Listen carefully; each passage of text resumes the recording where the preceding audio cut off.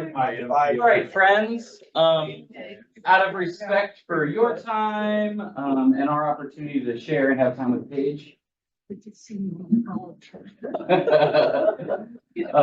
Yeah, as many of you know, this congregation has had a relationship with the Food Hub. We have a very regular group that goes down there to help with that. And Paige is here to talk a little bit about the important work that the Food Hub does. So Paige, thank you so much for being here with us. And I'm going to turn things over to you. I'm going to be in and out of this room, but I think we should be good. All right. Thanks a lot. Yeah. Good morning, everyone. Good Thank morning. you for being with me this morning. I have a little bit of a correction. I'm going to tell you more about poverty and food security and homelessness than I am actually about the Food Hub. We're going to color the Food Hub in there as we go along, but I was asked to provide a little bit of education so you know kind of where things are in the county, how things are going.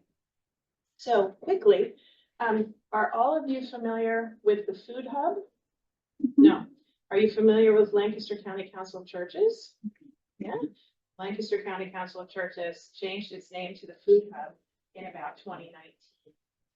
And here's why. So the Council of Churches grew over the years to do so many wonderful things, from ecumenical dialogue across churches, learning that we could do more together. And then ultimately in about 2014, they wanted to do more. So they bought this great big 27,000 square foot building on North Queen Street. Please come on in. Hi, I know her too. All my worlds are colliding. Now I can't tell any lies about the coalition. And so they did. They built this giant building and said, please come. And so they went from the equivalent of about a 4-car garage to 27,000 square feet. And that actually predicated a good bit of the change that has happened over the last many years. So in about 2016, after they built the building and then everybody came and it filled really quickly with people in need, they needed more financial resources. So they decided to end that church membership type structure within the company, because sometimes you can raise more money outside of the church with government grants and other kinds of things than you can as a church organization. So they didn't leave their faith behind, their mission behind, but we did change the business structure. And then in 2019, 2020, they ended up changing the name so that people would know why we're here. Come to us, we can help you. At that time, they thought they were going to narrow to just food, but the combination of supporting basic human needs is so important that never have we made that switch to food only. And you'll see a little bit of that as we walk through the presentation today. That makes sense for everybody, that evolution. So today we are the Food Hub, and we are larger and bigger and have more demand than ever before. And so our mission is to meet basic human needs, build respectful relationships, connect neighbors with the supportive services that lead them to greater self-reliance and stability with faith and compassion. So we are not just in the food and clothing business, we are in the poverty alleviation business. So I wanted to talk just a little bit about that because of the realities of what so many in our community are facing. In addition to those who live in, I guess, abject poverty, as it says here, those people that we think of as truly living in deep poverty, the economic insecurity among low-wage earners and middle class, so even 2-income households, is threatening the viability of our community, as it is across the United States. We are not unique. What's unique about Lancaster, especially, is some of the things that are going to take time for us to fix, like housing that's available for low and affordable income housing. How we meet food insecurity. So for instance, food insecurity level, Lancaster's filled with food, right? We're a farming community. We have not scratched the surface of food insecurity in 25 years. It still remains at about 9%. So there are things that we can do to look at how people who are vulnerable and struggling are living, and how we can connect them to them better, and they can connect better to where the resources are. So we're working on addressing inequality and access to resources. So just a few statistics here. And I wander and I point, and if you are on the Zoom and you can't see me, I apologize. But if you can see these blue areas across our county, here's E-Town up here. Mount Joy has a similar light colored area, but by and large, there's a T through the county. Can you see that in the light blue colored areas? That is where we find the consistent levels of lower income throughout the county. Now, interestingly, food insecurity and poverty measures respond at the same time, because food and access to food is one of the very first things that people struggle with when they struggle with income. So I provided this only to show you that across, these are obviously not the same scale. I made this one out of our data, and this one was one that came off of a government, I was supposed to remember the source, but a government economic website. But if you can see here in 2021, food insecurity actually dipped, poverty actually dipped. What was going on in 2021 that might have caused those things to go down rather than up? COVID subsidies, right? But you can see almost a one-to-one relationship between the action of poverty and the action of food insecurity. Okay. This dip here is because this is the orange official poverty line. When you add all of the subsidies and things that try to help support people, it's actually a little bit of a different measure. And so this is definitely what you're seeing with COVID and all the COVID supports and child tax credits. Such a close relationship between economic stability and food insecurity.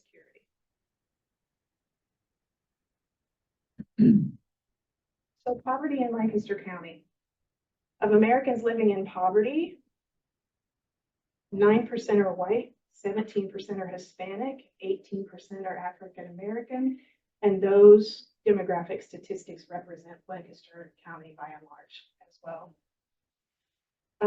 In 2023, I didn't get time to update this for 2024. The fair market value rent for a 2-bedroom unit in Lancaster was approximately $1,700. Over the course of the year, rent would consume about 83% of that poverty guideline cited for that figure. 83%. My grandpa told me that my housing shouldn't exceed 25% of my income, much less 83%. 1 in 11 Lancastrians is experiencing hunger, or about 9% of the population. And the food insecurity rate in the city is 28%. Now, I will show you an interesting statistic that says, yes, it's actually a map. Food insecurity rates are very high in the city, but there are more pantries by and large in the city than there are throughout the county. A total of 22% of all Lancastrians earn less than 131% of the poverty line. So that means that they are eligible for benefits like SNAP benefits. SNAP is food stamps, WIC benefits for mothers and children. But our county is in the bottom half of the state, and I don't mean just below median, I mean way down in SNAP participation. We don't use SNAP benefits for some reason. There seems to be a lack of trust, a concern with how to do the paperwork and how much time it takes. So another one of the ways we can focus on food insecurity. So let's talk a little bit about food insecurity specifically. This is again 2023 data, since we are not in, we're knee deep in 2024. Did you run out of colors? All of these, I did. You see black.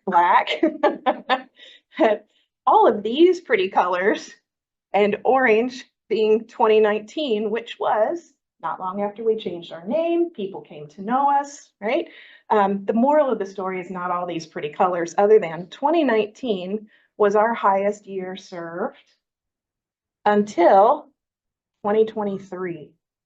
Anybody know what happened in 2023 that very suddenly affected food insecurity rates? The end of the SNAP, the last COVID SNAP benefit.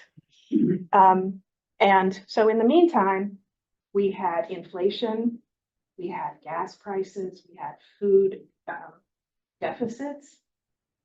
In February of 2023, the US government decided that that last COVID subsidy, I don't know if they decided it wasn't needed or they couldn't afford it or exactly what the logic was.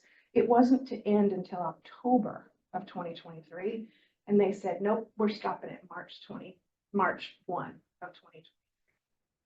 And my poor volunteers have been working their fingers to the bone ever since, because this is the kind of jump we saw in demand.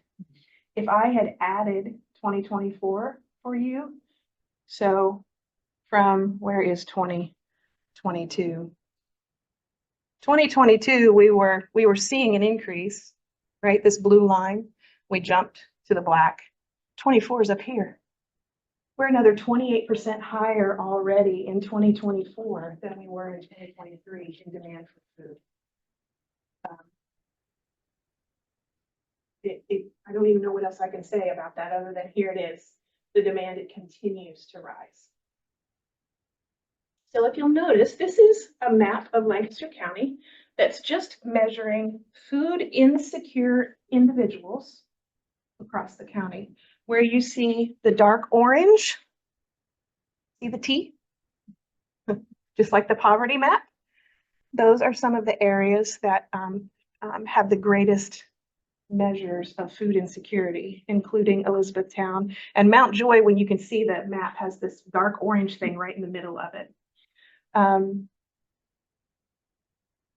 So remember this area down here, right? It's low to moderate food insecurity, and the city is high food insecurity. When you look at where the pantries are that help support those populations, right? So here's the city. It's covered with pantries. So there's great food insecurity, but lots of resources. In these areas here, with the exception of Solenco Neighborhood Ministries over here, there's not a single pantry in the southern part of the county. And there are very few pantries, or at least not enough pantries of size to manage this, where the food insecurity is. Make sense? That's what we're working on. This data comes from something called the Hunger-Free Lancaster County Community Hunger Mapping Study. The Food Hub, about 3 years ago, said, okay, if we're going to go all food, we can't just willy-nilly start opening pantries. Like, what's needed? Where do we need to go? What do we need to do? We were part of this organization called Hunger-Free Lancaster County, and we begged and pleaded and pushed and cajoled and said, can we do a study that gets us closer to understanding our county? They had just finished one a year or so prior in York County. And ultimately, between Hunger-Free Lancaster and Central Penn Food Bank, they were able to get that accomplished. So that's where your maps are coming from.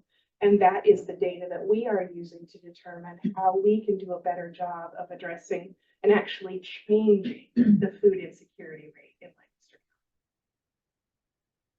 If you'd like to read this full report, it is on the Central Pennsylvania Food Bank website under Hunger Map. And you can see the whole thing. It's a huge study, very well done. So here's a little bit about the Food Hub. Please don't, if you're a mathematician or a data expert, these are just kind of placeholders. I haven't updated them in a long time, but they haven't changed much. You would think that we serve a lot of seniors, and we do, but we serve more young households with children who are often not eligible for SNAP benefits because they make this much too much money, just this much, right? And so we are serving folks up to the measure in the sand is 185% of the poverty line. All of those folks can come to us we fudge a little bit. If they come to us and we've got the food, then we're gonna hand it to them, right? So that household unsupported by government benefits makes up about 58% of our total population. And that too, it was 56% until this last year, and it jumped 2% in 1 year. Those families are struggling to make ends meet. They might be 2-earner households, but they just don't make enough money. Many of them are primarily single mom households, single grandma households. As you can see here, this is the same demographics as what I read to you earlier about the demographics of who we're serving being so consistent across US statistics and Lancaster statistics. They're primarily white, Hispanic, and other. The reason I put this picture back up here for you is because one of the things, so in addition to being, we think, the largest direct service pantry in the county, one of the things that has started to set us apart is we struggle with food shortages as well. You will hear me say in church today that one of our biggest struggles is we're having to purchase food outside of the charitable food network, which really has not happened a lot other than episodically across the course of our history. We can't keep enough food in, and we can't keep enough of the right food in. We're committed to fresh and healthy food, but of the things we want to provide families, it's something to rely on. So often pantries just have to take what they can get from Central Penn, whatever comes in from church drives and school drives, whatever that is, you divvy it up and hand it out. It may have nothing to do with making a meal. So we've chosen not necessarily to look how much volume is in a food order, but what's in the food order and curate it for things that they can rely on. All right, so a food order contains a box like this, a bag of shelf staples, rice, beans, peanut butter, kind of thing, a bag of breads, a bag of frozen proteins, and dessert, of course. And of course, mac and cheese, anytime I can get my hands on mac and cheese. You gotta have stuff that everybody likes. But the important part is that every food box like this contains milk and eggs, a fruit, a starch vegetable, like a potato of some sort, a green vegetable of whatever we can get our hands on from Central Penn. And then on top of that, it includes things that come in off the food recovery truck. So that might be pre-prepared salads, extra produce, extra desserts, extra breads. Then, because self-selection is actually the root of dignity, right? Being able to go in and choose your own thing. We have taken all of the extra produce that we get from the food recovery truck, or even from what we get from Central Penn Food Bank, and we put it across a counter that everybody can choose from. So all of the items that we have that are onesie twosies go on that self-select shelf.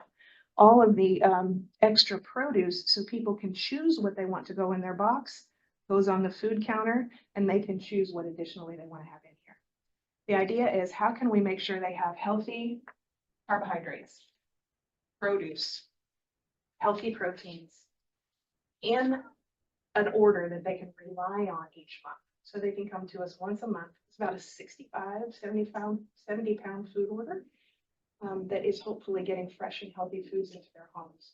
We don't have difficulty with them walking out the door and leaving things at the corner, because we've done basic education and relationship work saying, you know what, if there's something in here you don't like, feel free to leave it on the table.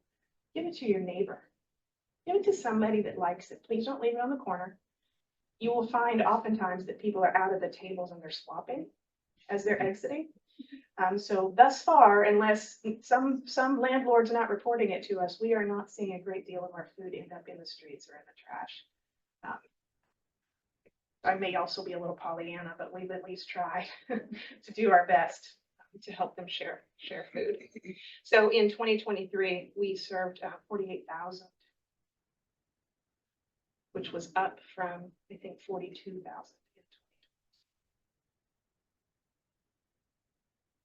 So let's talk just a brief second about clothing. We serve 12,000 people in our clothing bank in 2024 or 2023, sorry, that says 2024 and it was 2023. We can't serve quite as many people through the clothing bank simply because there's no time. You gotta have time to shop and do those things.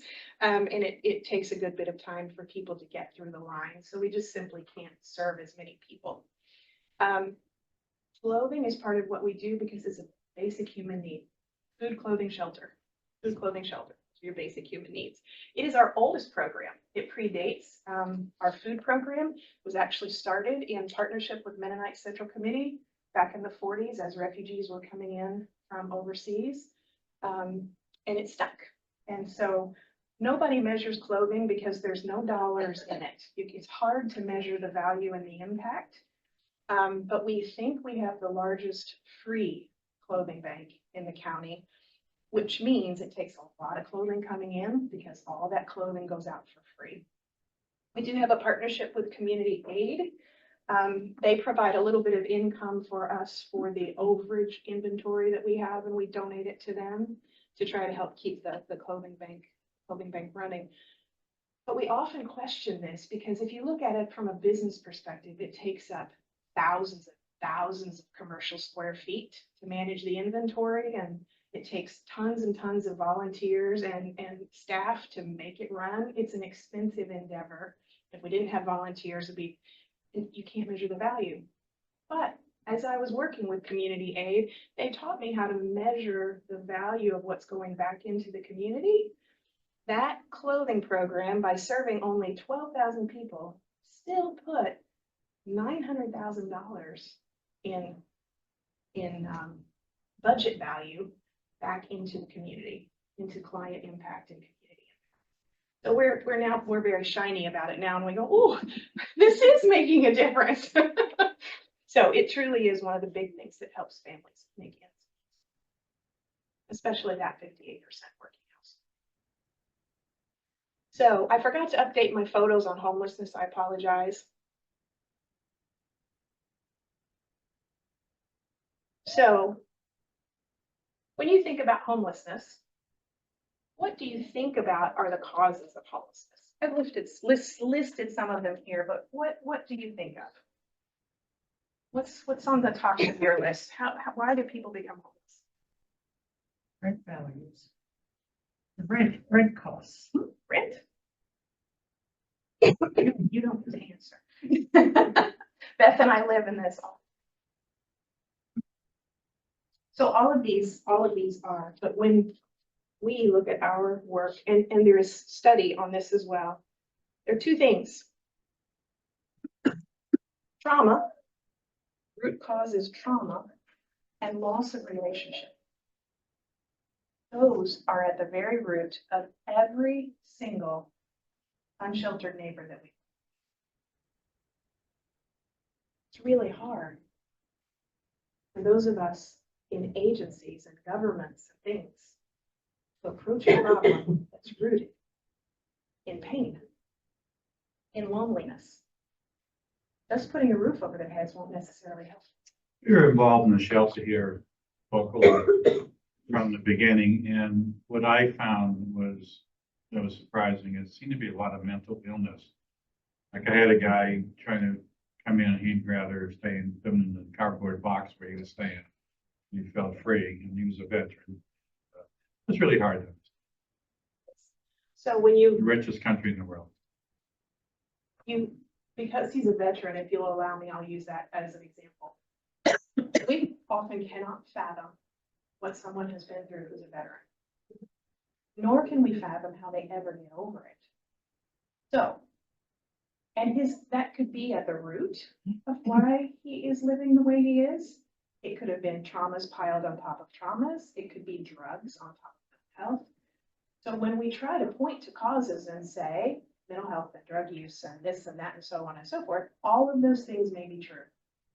That's what makes it so difficult, because it's complex for every human and different for every human. Okay? So this comes from our friends at the Homelessness Coalition. Every year, Housing and Urban Development, which is what provides so much of our funding in the county for homelessness, they require all of us, Homelessness Coalition in particular, to do a count. How many people are today homeless at this point that you can find? It's the craziest measure to me, but then by the same token, I wouldn't know how you'd measure it otherwise because the audience is so transient. Okay.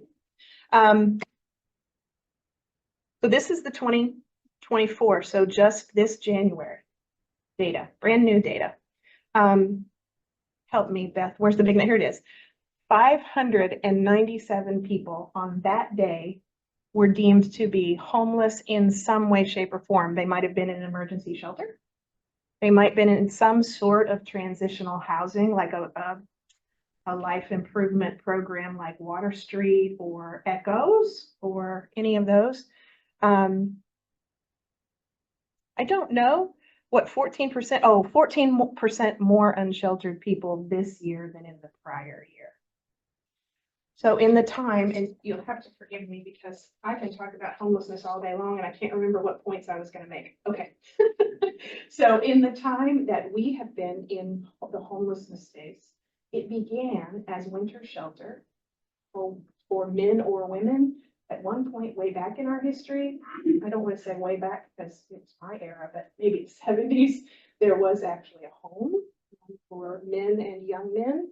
Shelter has been part of our work, not the sole part or the largest part of our work, but across the course of much of our history. And until about 2021, that work was in partnership with the Homelessness Coalition, Shelter for Women in the Winter. Might be hosted at the Y or another church, most recently in St. Paige. And in 2021, the Food Hub responded to an RFP invitation, a request for proposal invitation for a grant to expand the work that we were doing in Shelter for Women to the Homelessness Coalition's 365-night a year shelter for what's called low barrier homeless. For men and women. Low barrier means they can have just about any challenge coming in that door. They have to be able to care for themselves, toilet for themselves, be able to be mobile, and not pose a threat to themselves or others. The reason that we were part of that grant and why it was awarded to us is because of the way we run shelter. So in about 10 years ago, we began what's called a Bridges Out of Poverty approach to relationships to help people move forward. So what that means is you're the triage point for people in the street to try to get them to something better. Emergency shelter is one of those main steps. First, you have to build some trust and a relationship. Trust comes out of relationship, getting to know someone. Out of trust, there's a little bit of hope. And out of hope and trust, you can often get them to come inside and to take that first step towards something more stable. In the Women's Shelter for Women, the Winter Shelter for Women, we were able to do that kind of work. And by the move 90% of the women into something more stable every winter for 5 years. And in the 6th year, they closed the shelter early because everyone had been placed. So that is the work that we brought to the Low Barrier Shelter Program at the Homelessness Coalition. And in that first year, we moved about 50% of the adult men and women that were in shelter into something more stable. After that, the world changed around us and everything slowed down. So of all of the things that lead to, and we could talk all day long about all of the things around homelessness, but I also wanted to leave time for questions and answers. Housing in Lancaster for low and affordable income and shelter is one of our biggest stumbling blocks. We are 18 years behind in development for low and affordable income housing. 18 years. There are all kinds of reasons for that. It's hard to afford building rental units and the cost of building for low and affordable income rentals. If you add to that some zoning and permitting and stumbling blocks and things that every community has, we have some challenges ahead of us to try to get enough housing to move forward. But that's one of the biggest challenges we faced. We work with people, we get them inside, they were ready to move forward, and then it was, oh, And right now, that challenge is bigger than ever. And with the closing of the coalition shelter on June the 30th, we have until December when a new shelter, emergency shelter opens before people can come off the street. Keep in mind now, I am speaking of the homeless audience that we manage, which is that low barrier emergency shelter level client. There are so many levels of homelessness and so many different programs, and we try to work together with one another the best we can, but until there are places for people, we're a little stuck. We've already talked a little bit about fair market value. So since we ran the shelter for 3 years, the emergency shelter, you might have read in the paper that we doubled the size of it this winter to get people out of the cold. Since that shelter has closed, and even before it closed, the outreach part of our work that builds those relationships, that connects with people, that builds trust and tries to get people to come inside, we've beefed up in our own organization, and the community has as well. But what we did was reach out to some partners who are in the city. We try to serve the county, but right now the problem is so big that we're focusing on homelessness outreach in the city. Tenfold, Lancaster Moravian Center, Blueprints for Addiction Recovery, all of those things. Then we've created a little pod of city outreach workers who are focusing specifically on movement of people who've come out of the shelter in the city, who are trying to find places to live, those kinds of things, so that we can create a geographic plan so that somebody covers every geography every other day, what times of day people are out. Then we come back and we share that information with one another so that if I work with John, he's most comfortable with me, but you run into John on the street, you at least know enough about John that he trusts, that he can talk with you as well. And that has had a huge impact on our ability to keep up with people who are in the streets. And that outreach work, and I can't believe I didn't provide a slide for you. I forgot, quite honestly, to bring the pictures. That outreach work is what's leading us to our next major phase at the Food Hub. We have one little floor left in our building. We're kind of bursting at the seams with food and clothing. We have one little floor left to truly dedicate to this outreach work with the homeless, with any of our vulnerable clients, but we're starting with the homeless population to formalize that outreach center. So there was a small daytime program, but as we renovate that second floor, there will be a place to welcome our unsheltered guests during the day, to welcome all of the partners who can bring their services to the unsheltered, rather than trying to expect our clients to navigate around different agencies. There will be a space for the street medicine doctors, as we've built trust with clients in the street and they are comfortable coming inside and seeing the doctors in our space. There'll be bathrooms and showers and an elevator. We need an elevator to access that floor. And we are in the middle of a capital campaign to finish out that space. Provided all goes well and the creek don't rise, we should have that done in January. Huge part of our future is not just the transactional, here's your food and here's your clothing and how are you today, but what do you need next? How we build out what do you need next is where we're headed. So I wanted to leave you with one thought about the heart of the Food Hub. So often we talk about Matthew 25 and serving needs and things. The heart of who we are is in Micah 6:8 to act justly.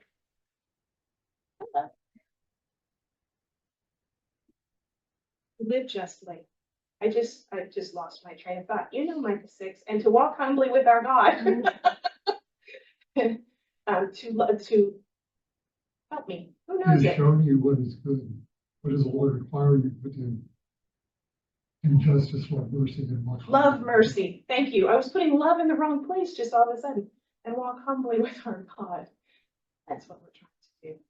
To love openly and justly and humbly. Thank you for having me. I probably have provided enough information to cause more questions than I answered.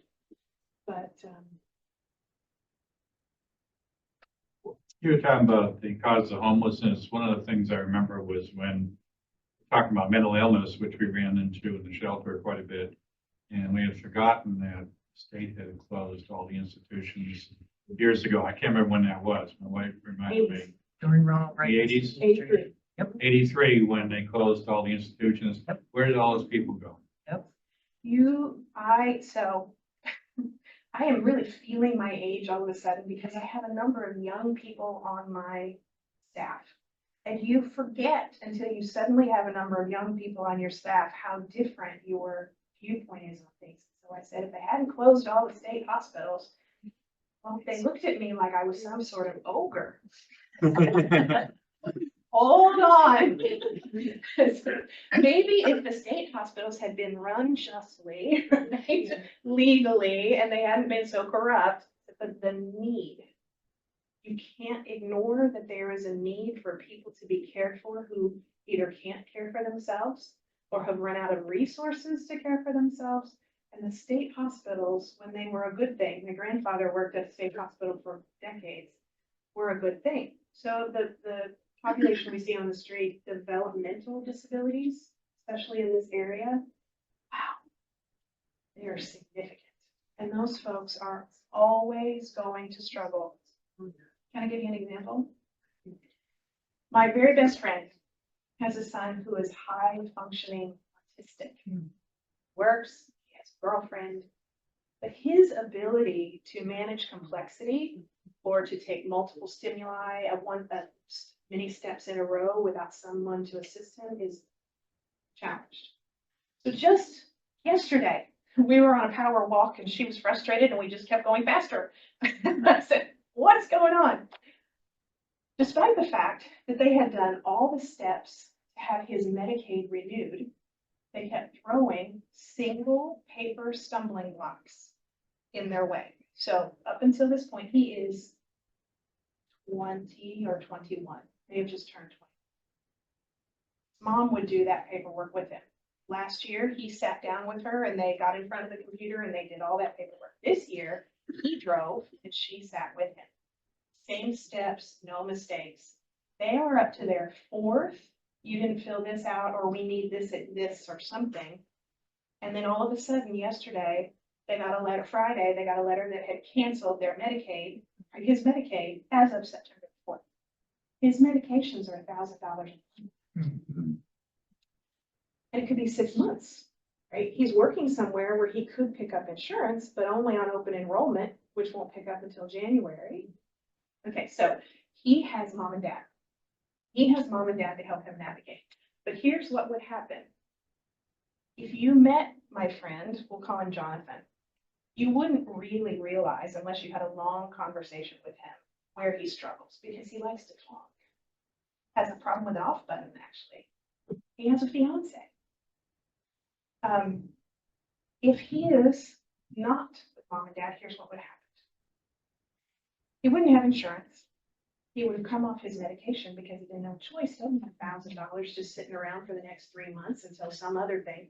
He would have not been able to make the decision about how to come up with other insurance. When he comes off his medication, he's a different man. He's very hard to handle. He would have lost his employment. Can you see my pattern? Mm-hmm. And so what looks like a normal, but normal is not a fair word. What looks like a human being who should be able to care for themselves can't. And now we're reliant on the system, and ultimately we lose our job and we lose our benefits. We've slept on all the couches we can sleep on. Where do we end up? Street. Street. So everything from deep mental health, mild mental health, addiction. We didn't even talk about addiction. And it's not another story. It is a compounding story that is outside the bounds of what a homelessness shelter can do, short of keeping people safe and off the street. It can happen anywhere for many reasons. That's a very long-winded answer to your point. I apologize, No, but I thank you. needed to tell somebody this story and how easily this can happen. I'm a substitute teacher and I was in gym a couple days ago at Donegal High School, and so my last class of the day was adaptive physical education. We brought all life skill kids in and I had all the kids help out. And I was just astounded looking at all these kids that have various disabilities, electric wheelchairs, whatever, and each one had a paraprofessional that managed them, and we had a lot of fun. But it was just amazing how many people it took to make this happen. Right. Really, I mean, I'm wondering, you know, what's all this cost? And, you know, the one kid had an electric wheelchair, and then they stood him up in an apparatus so he could dance around. And it was just beautiful. You know, the support that they had there, but not everybody can afford that. No, that's right. I have a question. Growing up in Lancaster, I knew that St. Joe's Hospital was a how many bed facility? A lot. I don't So know. I have, you know, in my lifetime, I have seen so many buildings go from viable, functioning, manufacturing or office type situations. In this particular case, a functioning hospital with rooms, with bathrooms, with a food, a kitchen able to serve. My question is, why haven't we utilized some of this space in our community? Why haven't our commissioners seen the need for some of these folks that are homeless? And I know it's growing because I see them. They're on Duke Street. They're by the courthouse. They sleep in our alleys where I work on Duke Street. I see I see everything every day. I walk past them. Why aren't we utilizing those buildings? I understand the cost, but where is private industry in all of this? Where's the cooperation between private industry and the nonprofit on the extraordinary give days where we get to feel so good about ourselves, the way we donate to 501c3s? Okay, I'm sorry, I might be a little sarcastic, but I had to get it out. Mike, you did too.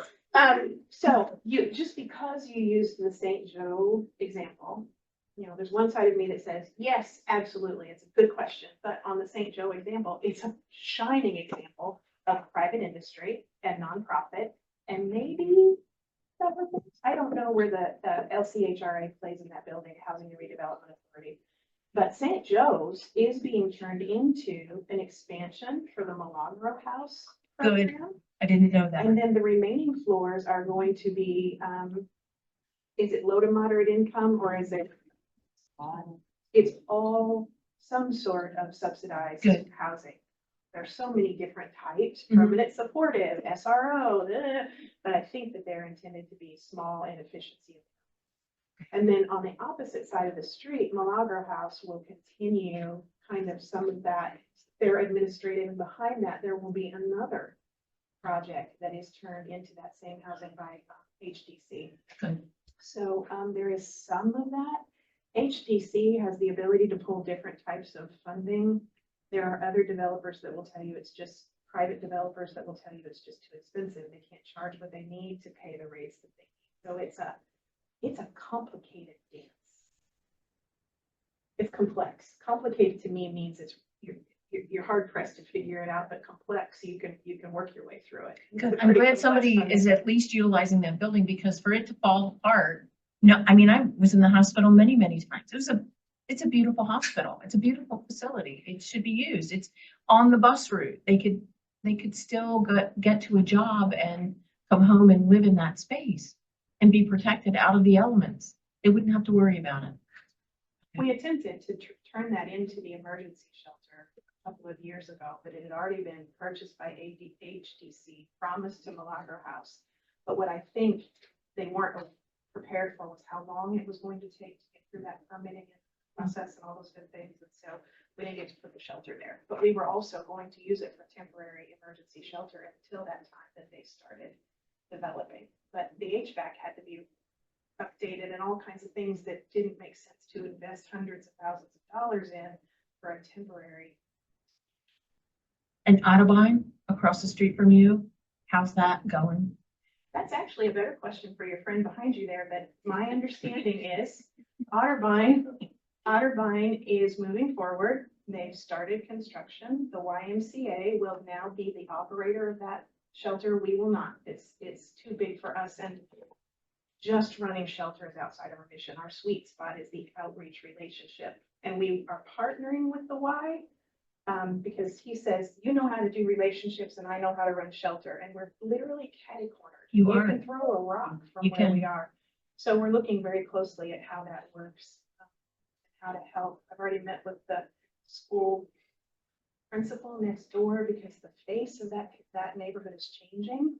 And there are kids that walk to school every day. And so we're trying to, do we need to be a safe space? Do our people need to have red shirts on in the morning so that as kids are walking to school, there's somebody to, working on all kinds of things. But that's an interesting one because you have the county Housing and Redevelopment Authority, you have a private church, you have a potential private investor, and I don't know where this stands. So I haven't had an update in a while. Private investor to do the top floor to turn that into low to moderate income senior housing. Oh, good. I'm getting this right about that one. That's why I said I don't have an update, and I know that was the last conversation that I had. So people are trying to come together. And this is where I'll step out and be politically incorrect. If I had to put a label on what we struggle with outside of money and funding, tends to be NIMBY, not in my backyard concerns. So I know that when there was a problem at Ebenezer Shelter, the number of things, including the boiler, I had already partnered with a coalition. We had looked for a year. They looked for a year. I got tired after about 6 months for a new place for the shelter. And so much of it was, we had a property bought out from under us, so we couldn't put anything in there. Ebenezer Foot, I mean, they shouldered that for a long time. A long time. I don't know. 3.5 years. Yeah. It's also us and them, and now it's in the politics all of the United States. But when we started the Elizabethtown shelter, I'll never forget it.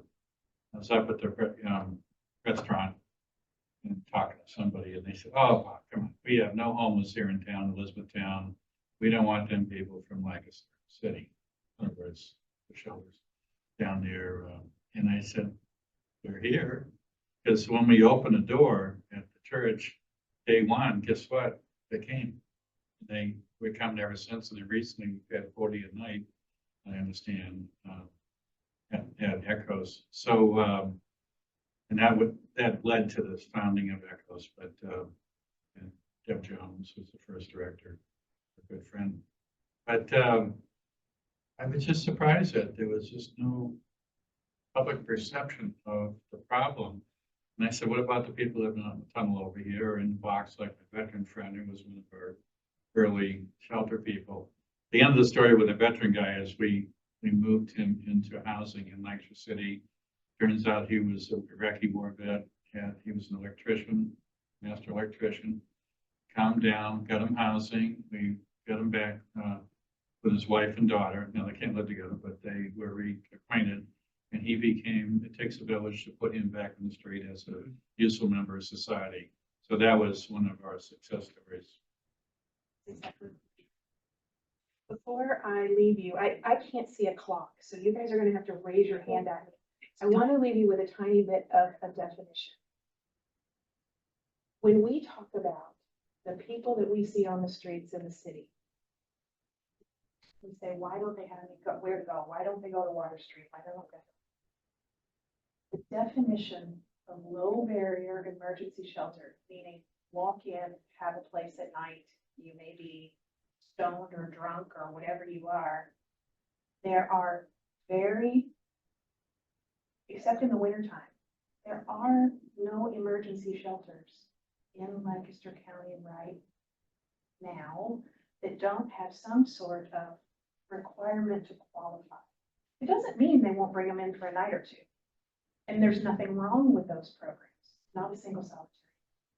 We partner with them very closely, with Echoes, with SAM, with Water Street, with those programs that have room to take on someone that we've worked with. They know that if we've triaged with them and started to get them up on their feet, there's a good chance that they will be successful in those programs.